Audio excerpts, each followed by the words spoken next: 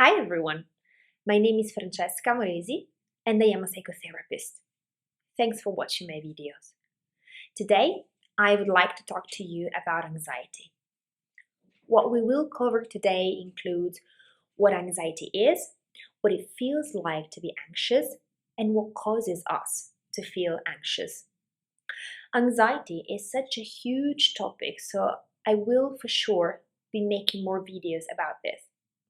If there are any questions you think of about anxiety whilst you watch this video, please do leave a comment and I will do my best to cover it. One of the reasons why I have chosen to talk about anxiety is that I have experienced it a lot throughout my life. And I really know how painful it can be, how difficult it is to be someone who constantly worries. Someone who constantly feels tense and on edge, and someone who sweats for no apparent reason. I've worked a lot on my anxiety level, and today is much lower than it was before. What helped me at the beginning was becoming more aware of what anxiety is and the fact that everyone feels it in one way or another. And I can also tell you that every single client that I see at my practice has been affected by anxiety at some point, and most of them have high anxiety levels. What I realize working with my clients is that even though everyone says I'm anxious, when I ask the question, "Do you know what anxiety is?" they always say, "No, I don't, and I'd love to learn more about it." This led me to the realization that even though we all know what it feels like to be anxious, and even though this term is very commonly used to talk about everything and anything, actually a lot of people don't really know what anxiety is. So today, I want to cover this with you. In both my personal and professional experience, I've seen that learning what anxiety is and what is happening in our body when you feel anxious can already be very helpful and it enables you to deal with it. Let's begin saying that anxiety is something absolutely normal and natural. Really? It is something that, in fact, we all experience, and more importantly, it's a survival mechanism, meaning that it's necessary. Yes, you heard right. Anxiety is something that is meant to help us survive. That thing that is driving me crazy at night when I am in bed and I can't sleep? Yes. That thing that makes me avoid attending the big presentation at work? Yes. And even that thing that I have when my hands sweat every time I introduce myself to new people? Yes. In its original and non pathological form, anxiety is meant to be a survival mechanism. Let's have a look at how it works. Anxiety is a mechanism that belongs to our body, and it's not something that we could ever get rid of. You may have heard of the so-called fight or flight response. We could say that, in a nutshell, that's your anxiety. It's the reaction of your body when you feel in danger, when you perceive a threat. Your brain is so sophisticated that, in front of a situation that could be harmful for you, it prepares you. It prepares your body to confront, fight, or escape, flight, the situation. And the physiological reaction of your body, of course, happens really quickly. Practically, this means that your brain will send a message to release adrenaline, a hormone, into your bloodstream and skeletal muscles in your arms and legs.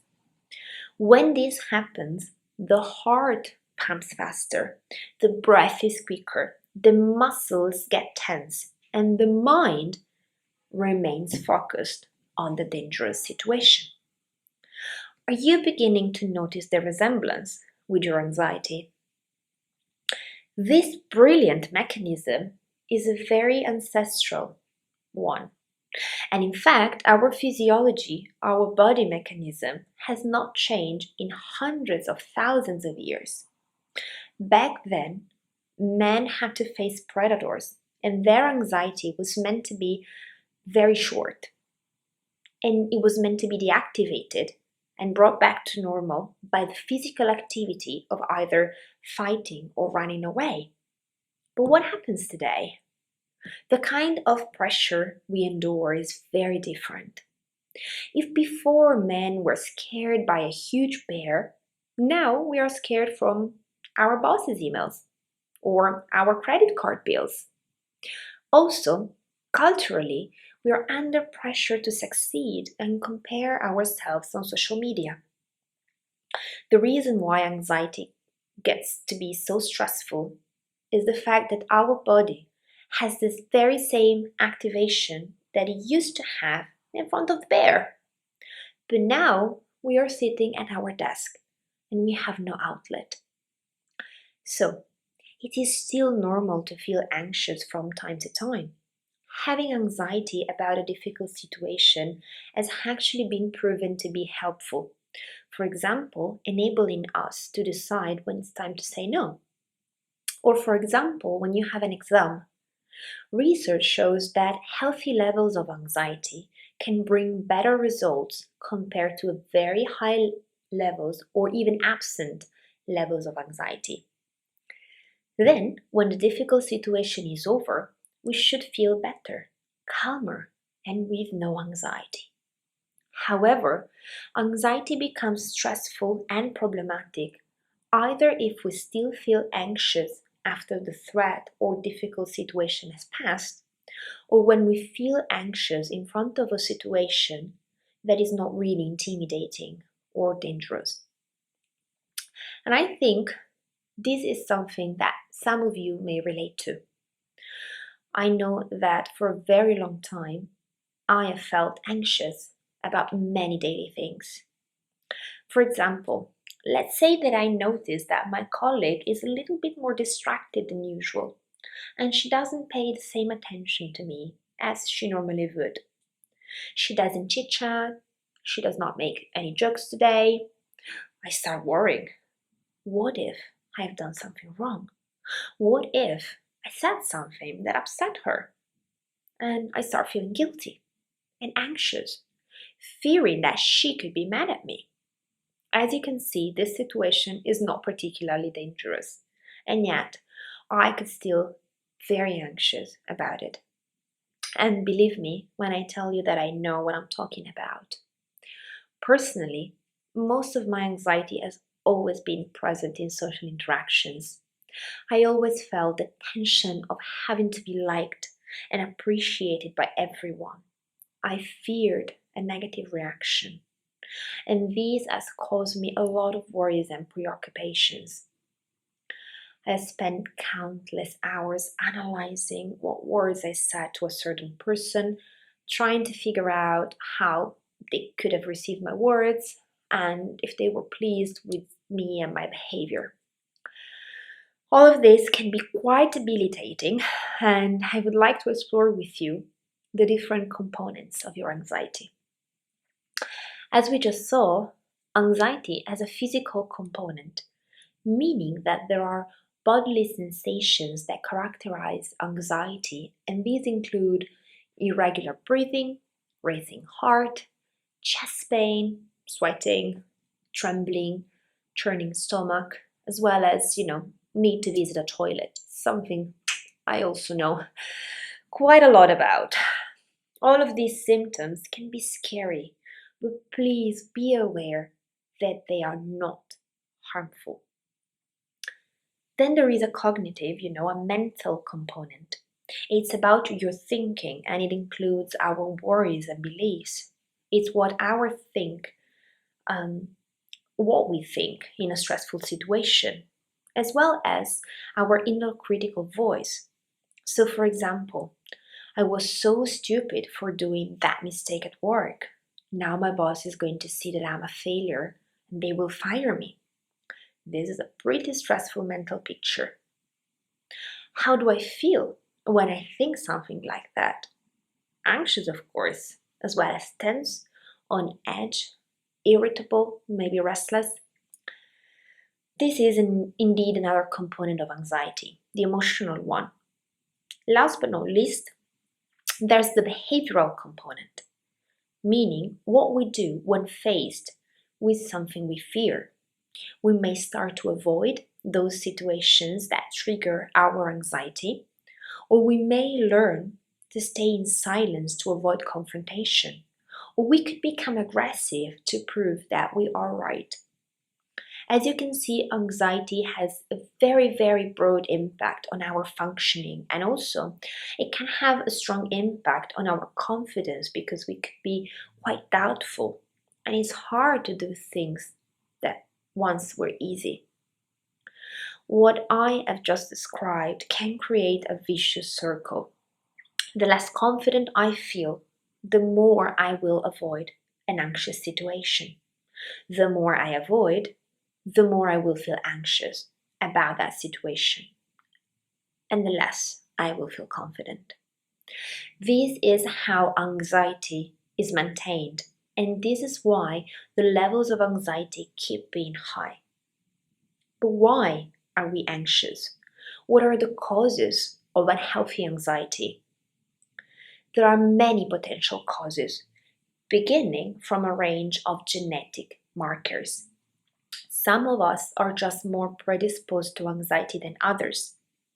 And then there are biological factors, meaning disruptions to hormones and electrical signals in the brain.